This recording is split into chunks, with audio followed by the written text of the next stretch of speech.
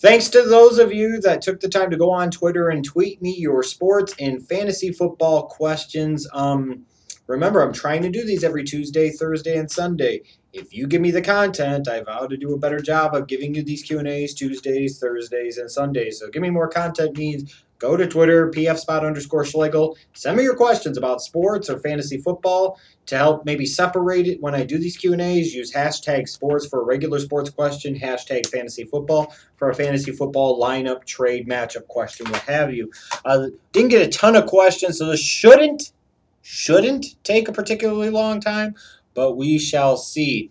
A. Samuel 9529 asked, Emmanuel Sanders, Andre Ellington, or Terrence West at the flex position?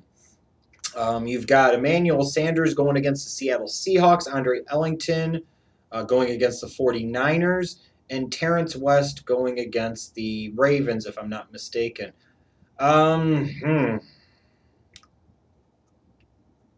Out of the three, I might say Emmanuel Sanders. Because it's not like Seattle's secondary held up all that well against the Chargers in week 2. Ellington going against the 49ers run defense, which is pretty stout. I mean, they really contained Matt Forte very well on the ground in week 2. That's a bad matchup.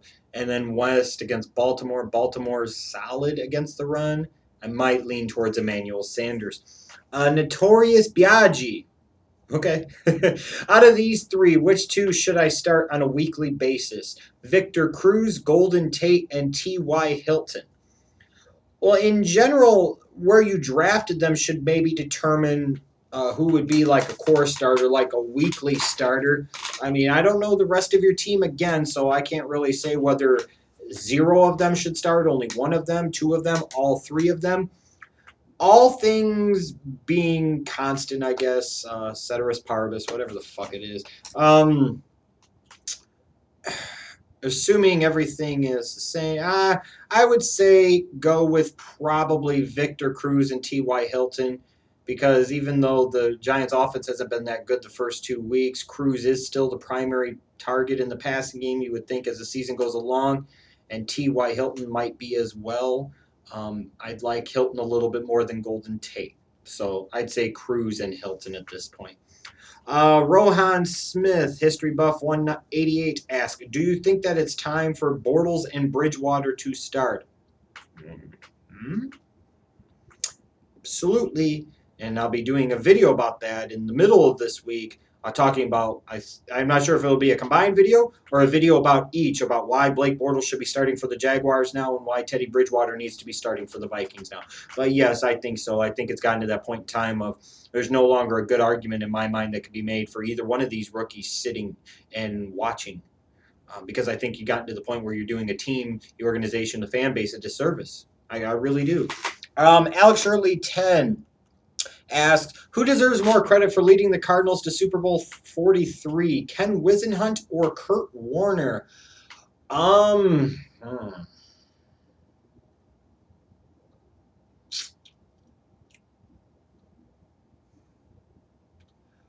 might lean towards Warner a little bit. Frankly, I might lead towards Warner because once Warner left, how did Whisenhunt fare? So I got to go with Warner, excuse me. Whisenhunt definitely played a role. There's no question about it, and I don't mean to besmirch the man or question his coaching because his team got to the Super Bowl for a reason. You know, a lot of reasons that year, and came this close to winning the Super Bowl. And how great that would have been for that organization. But I think Kurt Warner shares a little bit more of the credit, in my opinion. Let's see here. Ethan M. 1834 asks, what do the Rams need to be a playoff team? They need somebody, whether it's Austin Davis or Sean Hill, to firmly take hold of the starting quarterback job and at least be solid. An upgrade over what Kellen Clemens was last year for the team. They could use better play out of the wide receivers and skill players that they have there. The defense also needs to take a step and become a top 10, top 5 type of unit.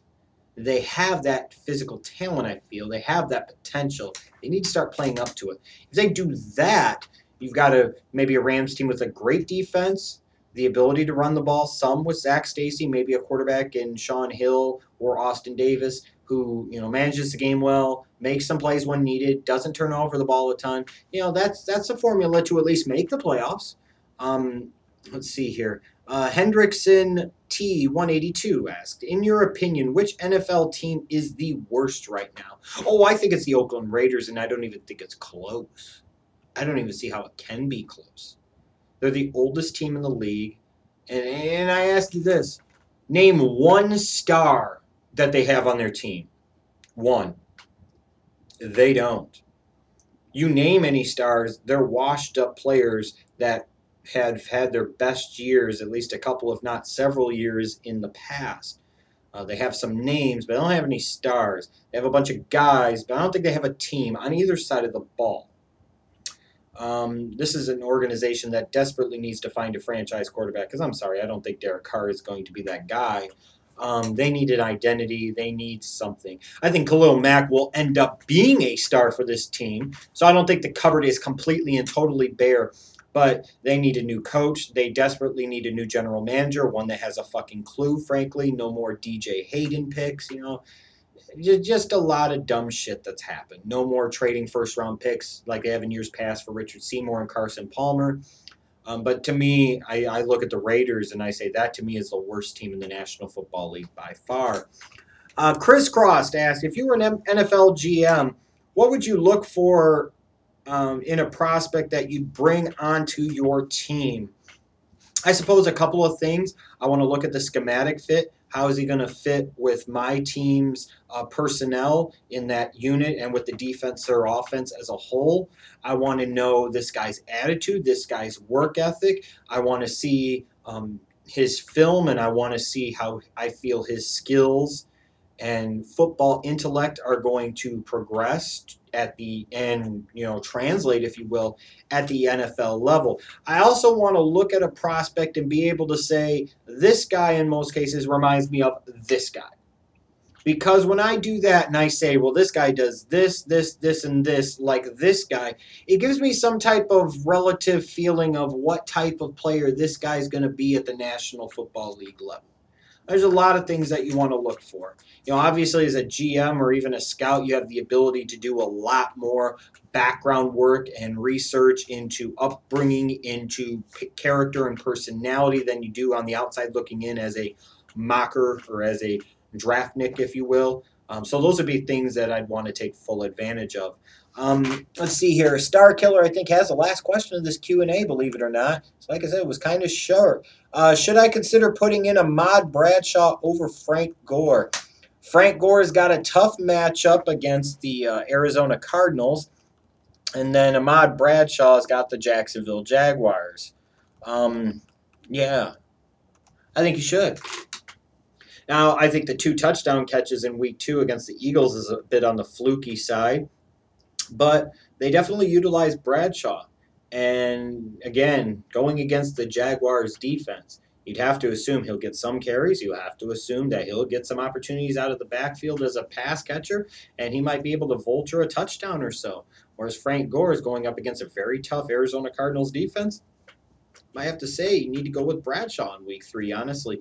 Actually, let's see here. I got one more question. I didn't realize it. A Furminator asks, do you think a change of team and scene would be beneficial for Eli? It's not Eric Young. It's Eli Manning and his playing. And I don't think so at this point. I mean, I don't like the offense that they've tried to put in place for Eli Manning with the Giants. I don't think he's that type of quarterback that fits that type of system. And I think it's a hell of a thing to ask a guy like an Eli Manning after so many years of basically playing in one system under one coordinator to ask him now this late in the game to change things up. As far as Eli going somewhere else, Eli's never been a true stud quarterback. That's the fact of the matter. Part of the only reason we've ever really classified him as a franchise quarterback is because he's got one more ring than his brother, and that's the truth.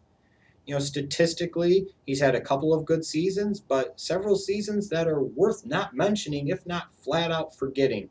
I think Eli Manning is on the downside of his career. I think his skills are starting to deteriorate. I wouldn't say he is completely washed up, but he's going to get there sooner rather than later. So I'm not sure how much a change of scenery would be beneficial to him and his playing. I've seen this happen before where quarterbacks have a bad year or two late in their career and they find a way to be resurgent. You look at Brett Favre, had a couple of bad years heading into 2007. Great season that year. Goes to the Jets, it was mediocre to say the least in 08. And then he goes to the Vikings in 2009. It might have been one of the best, if not the best seasons Brett Favre ever had as an NFL quarterback. So there is a precedent there, but it's not a lot of precedent. Eli's not getting any younger. I don't think so, and that's the truth. So thanks to all you guys that submitted your questions. It actually took a little bit longer than I thought. Remember, PFSpot_Schlegel on Twitter. That's where you go to send your questions. I'm trying to do it Tuesday, Thursday, and Sunday, these Q&As. Make sure you stay tuned to the Schleg Daddy TV channel the rest of the week and all football season long. Got a lot more football-related content coming up for you.